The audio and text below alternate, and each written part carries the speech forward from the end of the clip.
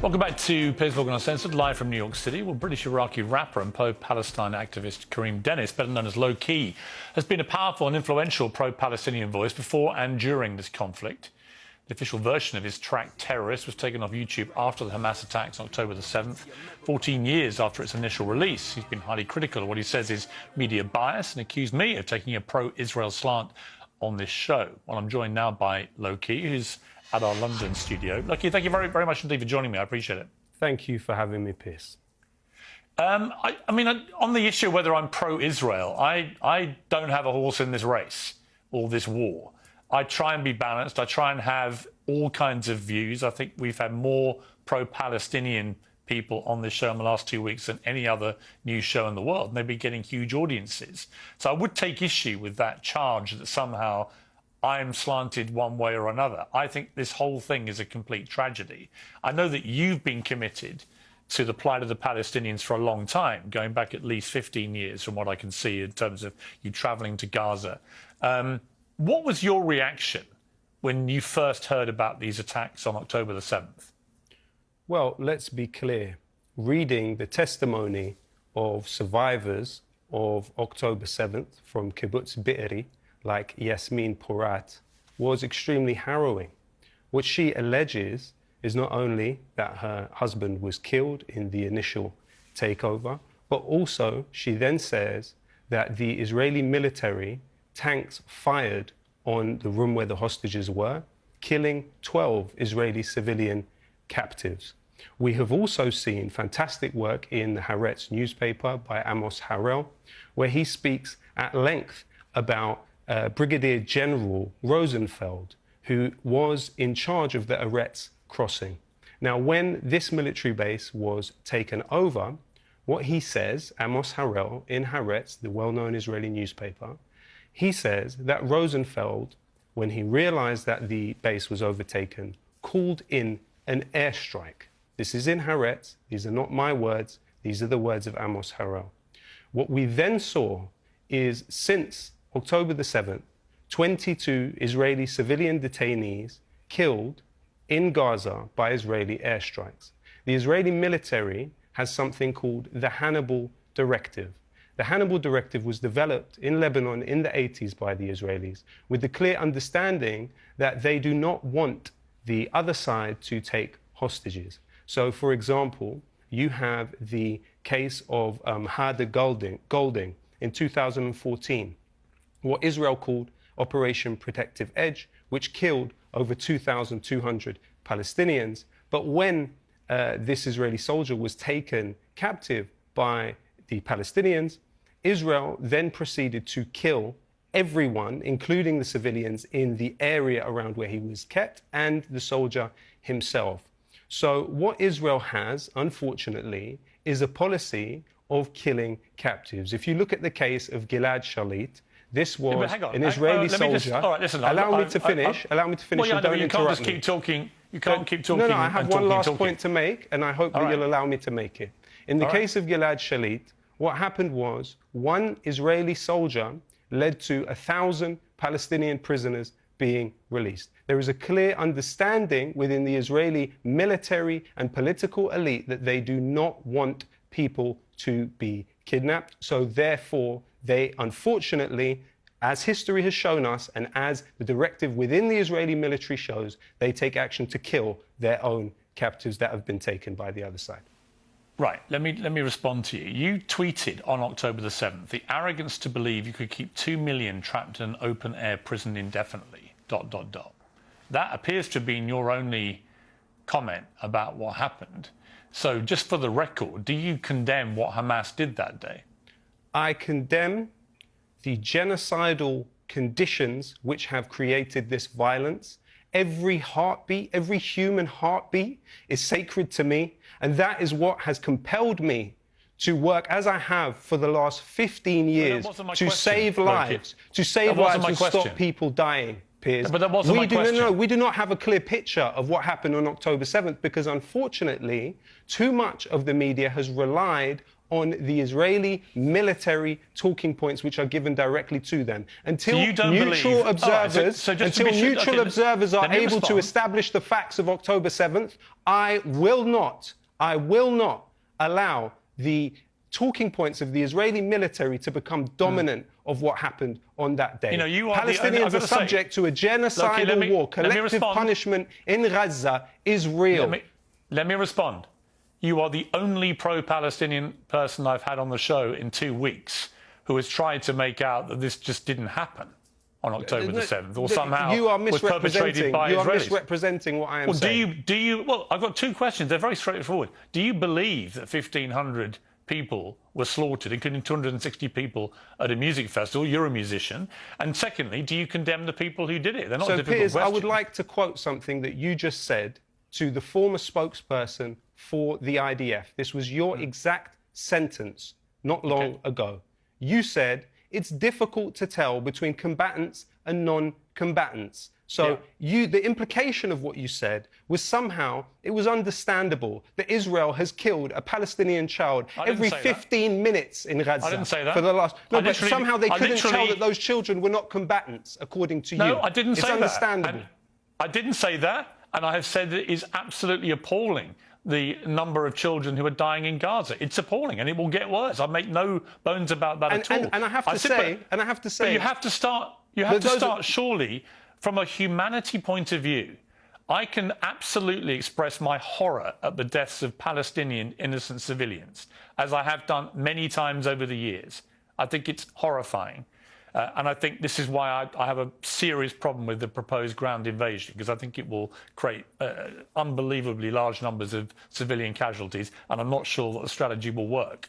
But I'm just curious why you, who is... I know you care about people. I know you care passionately about the Palestinian civilians, but you're the only pro-Palestine voice I've had who's even tried to suggest that what Hamas did on October the 7th was not as bad as we think. So is that what you think? What But what do we think, Piers? The information is not clear. As I've said to you, all human life is sacred. Hamas haven't even tried to hide it. It's sacred. But I'm not trying to hide anything. You're trying to hide something. No, with respect, you are definitely trying to dissemble here, and I'll explain why. I've given you an opportunity to simply say whether you condemn what Hamas did, which, by the way, they have brazenly boasted about. They posted videos celebrating what they did. There is no doubt about what Hamas did. They want you to know what they did. They want me to know that. They want the world to know. They killed Jewish people in the main and in Israel with impunity. 260 people at a music festival. Babies, grandmothers. They kidnapped 200 people. God knows what's happened to them. Now, you can shake your head, but what you can't do is deny that that happened, because Hamas have admitted it brazenly and with great pride. Stated, and secondly, if they've admitted it, do you condemn what they did? I absolutely mourn the loss of all human life in this conflict, and I have struggled for 15 years of my life in a way that appears, to be honest, you haven't, okay? And I take you as an empathetic person with a high level of emotional intelligence, okay? I have struggled for 15 years of my life to stop the killing, for a ceasefire now, to stop deaths. But I have to say, Piers, that actually this line of questioning, unfortunately, on a personal level, is somewhat hypocritical, and I'll explain why. On April 18th, 2022, you said the exact phrase that you feel like Nelson Mandela walking out of prison on the long road to freedom of speech. Today, there is a statue for Nelson Mandela outside Parliament. Now, Human Rights Watch, Amnesty International, Beit Salim, and even the Harvard Law School have said that Israel practices apartheid against the Palestinian people. Do you know what the ANC's struggle against apartheid entailed?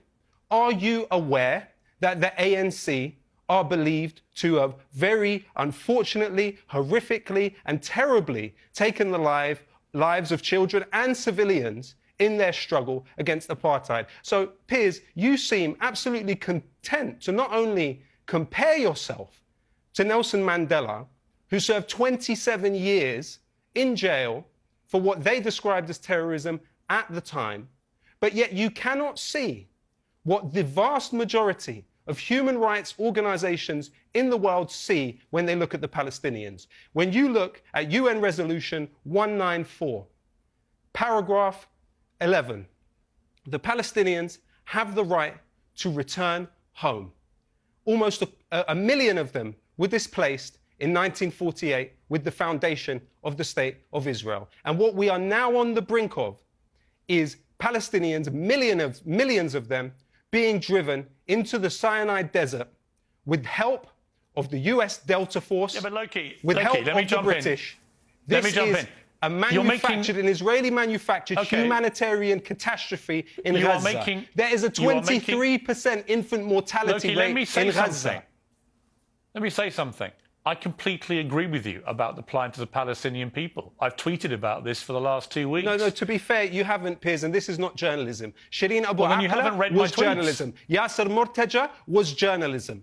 Mu'taz Azaiza, that's journalism. Palestinians are reaching out from the cage that Israel has put them in, and they are trying to speak to the world. Yeah, and they are being met. They are being met with cold indifference. And I would say to you, Piers, I would say to you that gentleman that you've just had on the show, Mark Regev, he belongs in The Hague. David Petraeus, you know, Piers, you made your reputation as opposing the invasion of Iraq. Well, I would ask you, journalist to journalist, how could you justify the interview you just gave to the head of US forces in that illegal occupation of Iraq that David Petraeus led? He was then the head of the CIA. Both of the individuals that you have just had on this show deserve to be in The Hague, tried for war crimes. I am not anything like them. I have not hurt a fly. Those two men have. Why are they given the respectability that you gave them with your interview? And why am I interrogated as if I am somehow someone that could hurt a human being? Well, certainly in Mark Regev's case, I pushed him hard on all the positions Israel is currently adopting. That wasn't hard. Let me explain. Because I did a tweet today, and I meant every word of this. I said, I have great respect for anybody who, in the immediate aftermath of this appalling terror attack, said it was outrageous and appalling. There are 1,500 Palestinians still under the rubble in Gaza. Exactly. You've had your say. They're still under the rubble, Piers. They're still under the rubble. You're not bringing them up with that. I said those whose instinctive reaction was not to feel that, and I think you're one of them, because your reaction was to say the arrogance to think you could keep 2 million people trapped in an open-air prison indefinitely, as if somehow that justified what happened that day. Piers, it didn't justify what happened that day. You know exactly what you're doing. And you should be able... The point when that tweet was sent, you had not seen anything had happened. You've had your criticism of me, and that's fine. You're perfectly entitled to it. Like I said to you, or you said about me, I believe in free speech. You're entitled to your opinion of me, of David Petraeus, of Mark Regev. But I'm also entitled to judge you as somebody who did not find it in themselves to express anything involving any outrage or any... I've just expressed it. And Piers, this is not journalism. The idea of us comparing our moral compasses and somehow I have a deficient moral compass. Somehow I am a moral monster. You know what's true? You know what's true is I am not. The people that have shown a cold indifference to the ethnically cleansed Palestinians, dispossessed, 1 in 3 every refugee in the world is Palestinian. They are the largest refugee population. Those who have turned a blind eye to their suffering are those that need to be seriously interrogated about their moral compass. And I would ask you before we end the show, I would ask you that I am able to read out the names of the 20 Palestinian journalists that have been killed in Gaza. Because I have 2 more guests. So you're censoring to have 8 minutes for them. We have 4 left. It's 20 journalists. So I'm being censored now. And I'll tell you something else. You're not being censored. This badge, zoom in on this badge. This badge was given to me by an employee of this building who said they were told they could not wear this badge because it was the Palestinian flag. You talk about uncensored. This is censored. This badge was banned from an employee in this building. I have told nobody they can or can't wear a badge. So that's a ridiculous thing to say. I'm in New York. But good to see you, Loki. I appreciate you coming on the programme.